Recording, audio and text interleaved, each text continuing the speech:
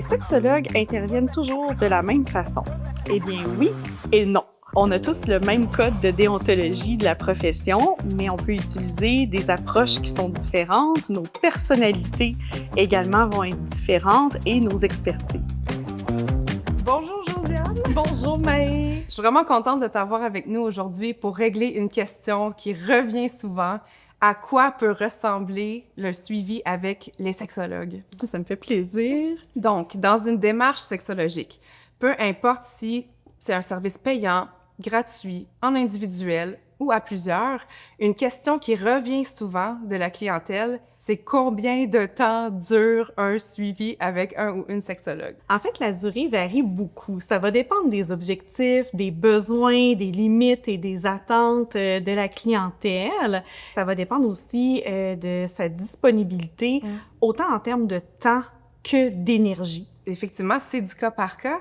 Et même à l'intérieur d'un suivi, il peut y avoir une évolution en cours de route selon les besoins et les limites qui peuvent changer. Effectivement. Mais un suivi, ce n'est pas qu'une suite de surprises. Donc, on va avoir une entente en début de suivi qui va être établie. Donc, l'entente de service peut varier d'un sexologue à l'autre, mais va être la même pour tous les clients d'un même sexologue.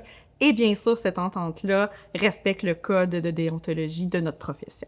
Donc, comme c'est une entente de service qui se retrouve dans tous les services des sexologues, c'est très important de savoir à quoi ressemble cette entente. Qu'est-ce que contient cette entente exactement? Oui, en fait, l'entente va préciser les objectifs, les disponibilités, la fréquence des séances, les tarifs, les types d'intervention, les outils qui vont être utilisés et parfois les conditions d'annulation ou de fin de suivi. Donc, elle est expliquée clairement à la clientèle pour que celle-ci soit consciente de ce à quoi elle consent, peu importe où va avoir lieu le suivi. Donc, une fois que l'entente est bien expliquée, que tout le monde sait à quoi s'attendre, on commence vraiment le suivi.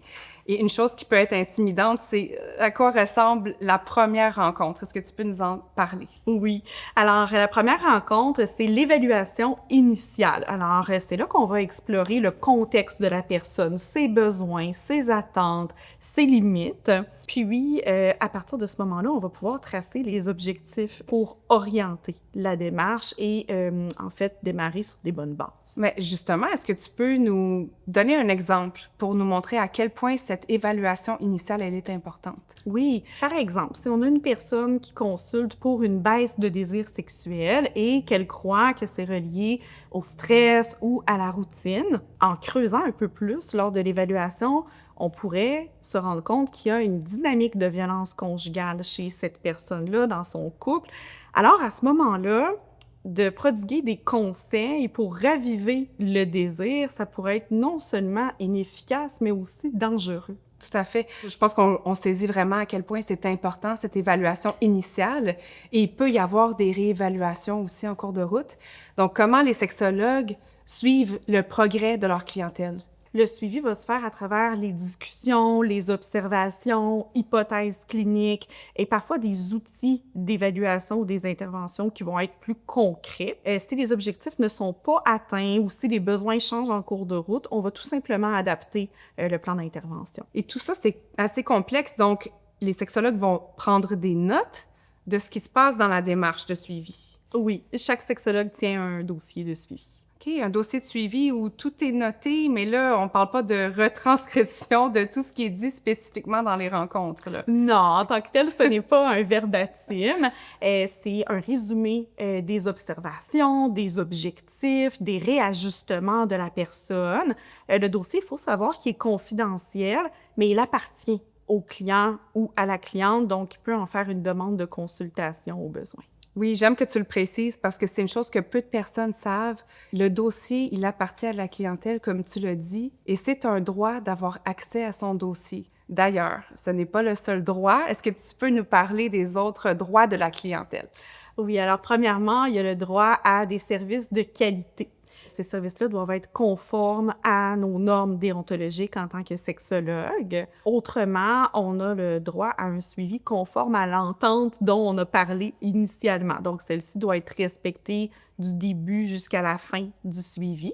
Et finalement, il y a le droit à des recours. Alors, si la clientèle sent qu'elle est lésée dans ses droits, elle peut contacter l'Ordre professionnel des sexologues du Québec et obtenir un soutien, un accompagnement et, dans certains cas, faire des signalements. Donc, pour résumer, une démarche avec un ou une sexologue, c'est une démarche personnalisée, encadrée par une entente de service, par un code de déontologie, par l'Ordre professionnel des sexologues du Québec.